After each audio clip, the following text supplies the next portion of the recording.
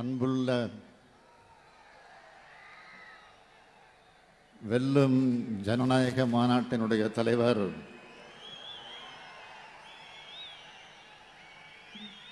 விடுதலை சிறுத்தை கட்சியினுடைய தலைமை பொறுப்பை ஏற்றுள்ள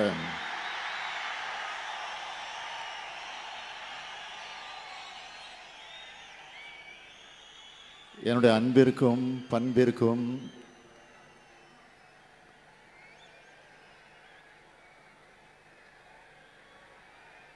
ஆறுயிர் சகோதரர் தொல் திருமாவளவன் அவர்களே,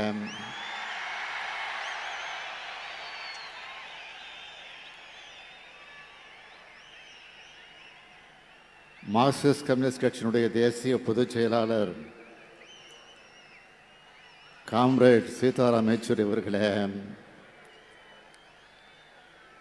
சிபிஐ தேசிய பொதுச் செயலாளர் காம்ரேட் ராஜா அவர்களே, சிபிஐ எம்எல் பொதுச் செயலாளர் காம்ரேட் திபக பட்டாச்சாரி அவர்களே, மானமிகு ஆசிரியர்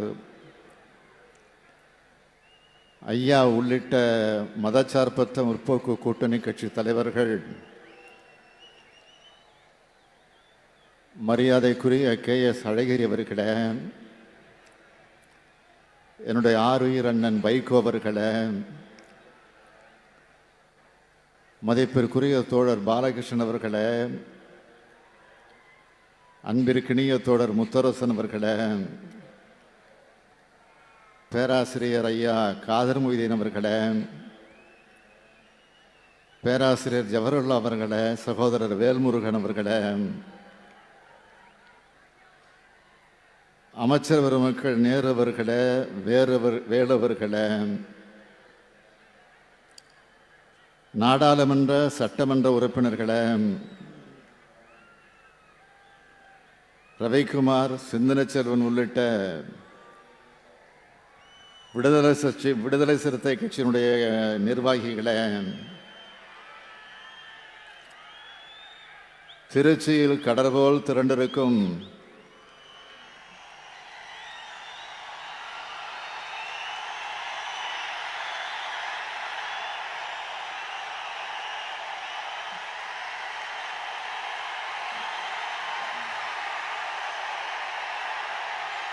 திருமாவின் சிறுத்தைகளே,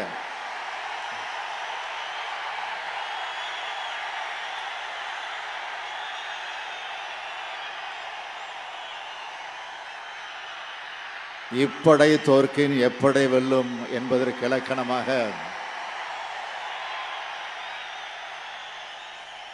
தீரர்கள் கோட்டமாம் அருமை சகோதரர் திருமாவளவன் அவர்களின் படை வீரர்கள் ஜனநாயகம் காக்க கூடியிருக்கீங்க.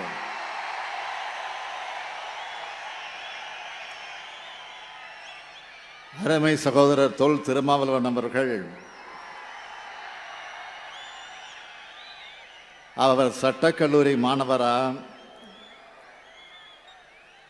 மாணவர் திமுகவில் பணியாற்றின காலத்திலிருந்தே தெரியும். அப்போவே கல்லூரி மேடைகள்லையும் கழக மாணவரணி மேடைகள்லையும் அவருடைய பேச்சு கொள்கை கர்ஜனையாக இருக்கும்.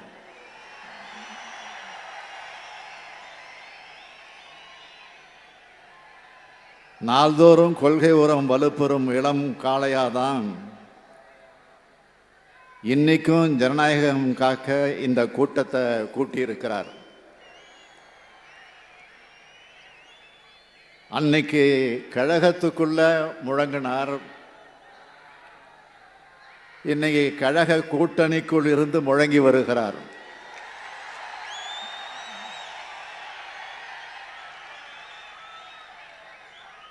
சகோதரர் திருமா அவர்கள் எப்போதும் எந்த சூழ்நிலையிலும் எங்களுக்குள் உள்ளே இருப்பவர்.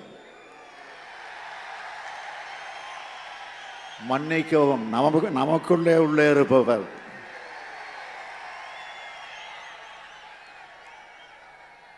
தலைவருக்கு மட்டுமல்ல, எனக்கும் தோளோடு தோளாக நிற்பவர் சகோதரர் திருமா அவர்கள்.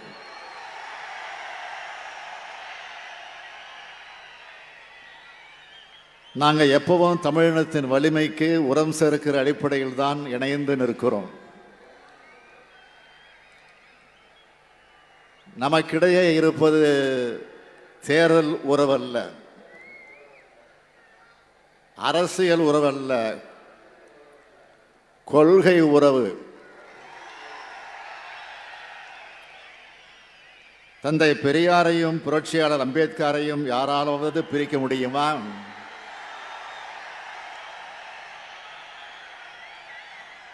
அதே போலதான் திராவிட முன்னேற்ற கழகமும் விடுதலை சிறுத்தைகளும்.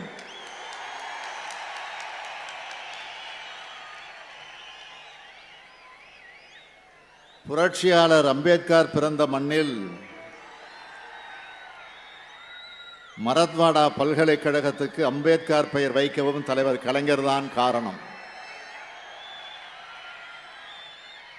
தந்தை பெரியாரும் மண்ணில் சென்னை சட்டக்கல்லூரிக்கு டாக்டர் அம்பேத்கர் சட்டக்கல்லூரி என பெயர் வைத்ததும் டாக்டர் அம்பேத்கர் சட்ட பல்கலைக்கழகம் உருவாக்கியதும் தமிழின தலைவர் கலைஞர் அவர்கள். புரட்சியாளர் அம்பேத்கரை உயர்த்தி பிடிக்கும் இயக்கம்தான் திராவிட முன்னேற்ற கழகம். புரட்சியாளர் அம்பேத்கரை போற்றுகின்ற பட்டியலின மக்களின் நலனை பாதுகாக்கின்ற அரசுதான் நமது திராவிட மாடல் அரசு. சிலவற்றை மட்டும் தலைப்பு செய்தியாக நான் பட்டியலிட விரும்புகிறேன். அண்ணல் அம்பேத்கர் பிறந்த நாளை சமத்துவ நாளாக அறிவித்தோம்.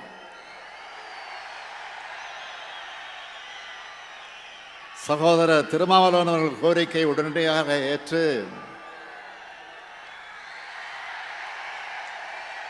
அம்பேத்கர் நினைவு மன்றத்தில் அண்ணலின் சிலையை அமைத்து நானே திறந்து வைத்தேன்.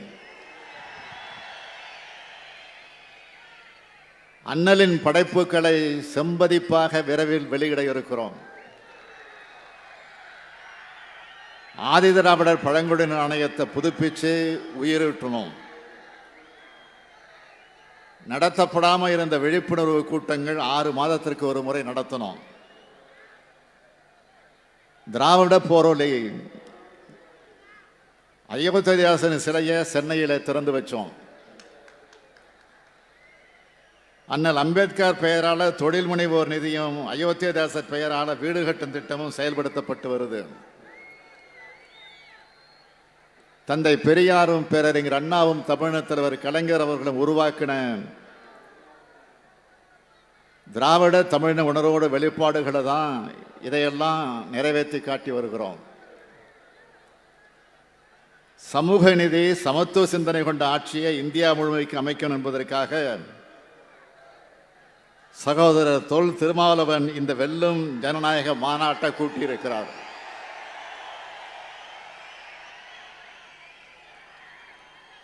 வெல்லும் ஜனநாயகம்னு சொன்னா மட்டும் போதாது, நாம எல்லோரும் இணைஞ்சு செயல்பட்டாகணும்.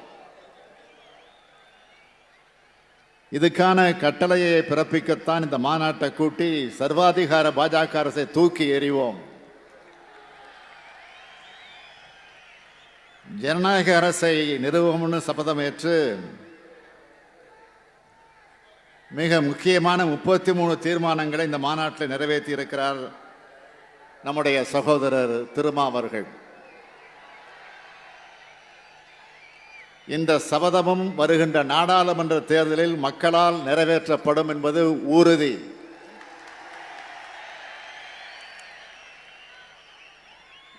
இந்தியாவை உண்மையான கூட்டாட்சி நாடாக மாற்ற வேண்டிய கடமையும் பொறுப்பும் நமக்குத்தான் இருக்கு. ஒன்றியத்தில் கூட்டாட்சி அரசையும் மாநிலங்களில் சுயாட்சி அரசையும் உருவாக்கணும். அதனால தான் குடியரசு நாளான இன்னைக்கு இந்த மாநாட்டை கூட்டியிருக்கிறார். இந்திய அரசியலமைப்பு சட்டத்தில் சொல்லப்பட்டிருக்க மக்களாட்சி மாண்புகள் காக்கப்படணும்னா ஜனநாயகம் வென்றாகணும். அப்பொழுதுதான் கூட்டாட்சி மலரும். கூட்டாட்சியை சுட்டிக்காட்ட நாம் பயன்படுத்துகிற ஒன்றிய அரசு என்று சொல்ல யூனியன் ஆஃப் ஸ்டேட்ஸ்னு பயன்படுத்தினவரே புரட்சியாளர் அம்பேத்கர் தான். அரசியலமைப்பு சட்டம் கொடுத்த அண்ணல் அம்பேத்கர் என்ன சொல்லி இருக்கிறார்? யூனியன் அரசும் மாநில அரசும் தனித்தனி அதிகாரம் பெற்றவை. ஒன்று மற்றொன்றோடு அடிபணியவில்லை, ஒருங்கிணைக்கப்பட்டு உள்ளதுன்னு சொன்னார். அதைத்தான் நாமும் சொல்கிறோம். மாகாணங்கள் தெள்ளத் தெளிவான சகலவித தேசிய அம்சங்களையும் கொண்டிருக்கின்றன. எனவே அவற்றின் தேசிய பண்பு முழு நிறைவாய் வளர்ந்து மலர சுதந்திர வாய்ப்பு அளிக்கப்பட வேண்டும் என்றும் புரட்சியாளர் அம்பேத்கர் சொல்லியிருக்கிறார். இத்தகைய எண்ணம் கொண்ட ஒரு ஒன்றிய அரசை நாம உருவாக்கணும். அதுக்கு தொடக்கமா பாஜக ஆட்சி அகற்றப்படணும். தமிழ்நாட்டில் பாஜக என்பது பூஜ்ஜியம். அதனால தமிழ்நாட்டில் பாஜகவை பற்றி கவலைப்பட வேண்டிய அவசியம் இல்லை. தமிழ்நாட்டில் மட்டும் பாஜக வீழ்த்தினா போதாது, அகில இந்தியா முழுக்க பாஜகவை வீழ்த்தணும். அதுக்கான அடித்தளம் தான் இந்தியா கூட்டணி. ஒன்றிய அளவில் ஆட்சியில் இருக்கும் பாஜக ஆட்சியை வீழ்த்துகிறத இலக்காக கொண்ட எல்லா கட்சிகளும் இந்த கூட்டணியில் இணைஞ்சிருக்கு. பாஜகன்னு சொல்றதால இது தனிப்பட்ட ஒரு கட்சிக்கு எதிரான கூட்டணின்னு சுருக்கிட முடியாது. இந்தியாவோட ஜனநாயகத்தை, மக்களாட்சியை, மதச்சார்பின்மையை, பன்முகத்தன்மையை, ஒடுக்கப்பட்ட மக்கள், ஏழை எளிய மக்களை காப்பாற்றணும்னா பாஜக மீண்டும் ஒரு முறை ஆட்சிக்கு வரக்கூடாது. இதுதான் நம்முடைய இலக்கு.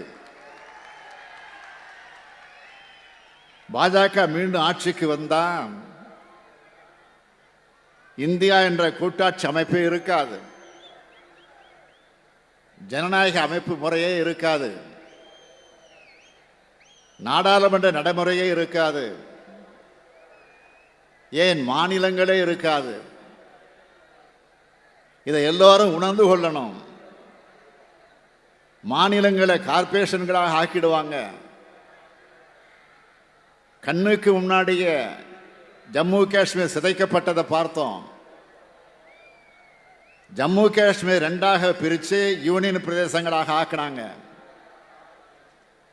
தேர்தல் கிடையாது, அரசியல் கட்சி தலைவர்களுக்கு வீட்டு சிறை. இதுதான் பாஜக பாணி சர்வாதிகாரம். அந்த நிலைமைதான் எல்லா மாநிலங்களுக்கும் ஏற்படும்.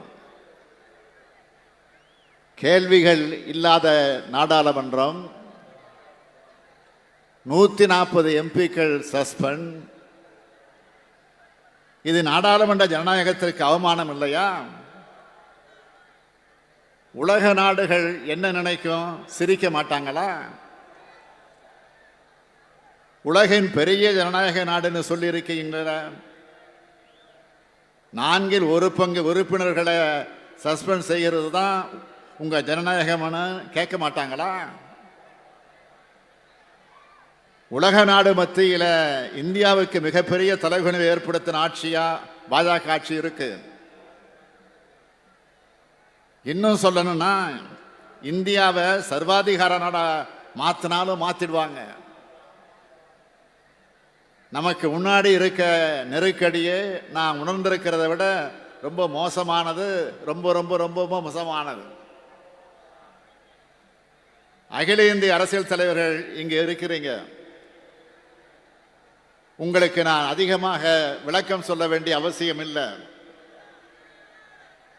மாநிலத்துக்கு மாநிலம் அரசியல் நிலைமை மாறுபடும். ஆனால் நடக்க போறது நாடாளுமன்ற தேர்தல். ஒன்றியத்தில் யார் ஆட்சி நடக்கணுங்கிறத மட்டும் மனசுல வச்சு எல்லோரும் செயல்படணும்னு கேட்டுக்கிறேன். பாஜக ஆட்சிக்கு வரக்கூடாதுன்றத ஒற்றை லட்சியம்தான் எல்லோருக்கும் இருக்கணும். பாஜகவுக்கு எதிரான வாக்குகள் எந்த காரணம் கொண்டும் சிதறக்கூடாது. பகைவர்களோடு சேர்த்து துரோகிகளையும் மக்களிடையே அடையாளம் காட்டணும். வரலாறு என்ன சொன்னு தெரியுமா? இந்தியா கூட்டணி அமைத்தார்கள்.